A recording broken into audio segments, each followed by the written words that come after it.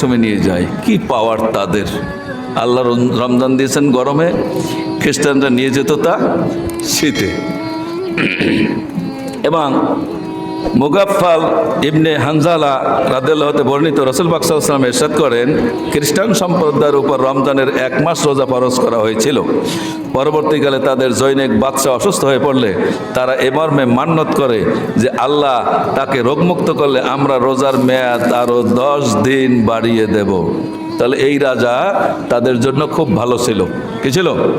ভালো ছিল, যার কারণে জনগণ বলছে আমাদের রাজার যদি রোগ মুক্তি হয় তা আমরা গোটা জাতি 10 দিন করে রোজা বাড়িয়ে নেব।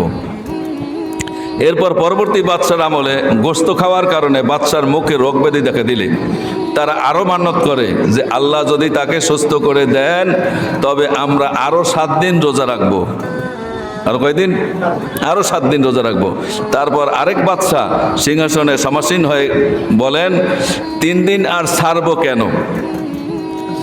এবং তিনি এও বলেন যে রোজাগুলো আমরা বসন্তকালে পালন করব। এভাবে রোজা 30-এর সংখ্যা অতিক্রম করে 50-এর কোঠায় পৌঁছে যায়। হযরত ইবনে আব্বাস রাদিয়াল্লাহু থেকে বর্ণিত, তিনি বলেন, রাসূল পাক সাল্লাল্লাহু আলাইহি সাল্লাম মদিনা আগমন করে দেখতে পেলেন যে ইহুদিরা আশুরার দিনে সাওম পালন করছে, অর্থাৎ তারা রোজা রাখছে। রাসূল পাক সাল্লাল্লাহু আলাইহি সাল্লাম জিজ্ঞেস করলেন, কি ব্যাপার, তোমরা এই দিনে সাওম পালন করো কেন? তারা বলল, এ অতি উত্তম দিন।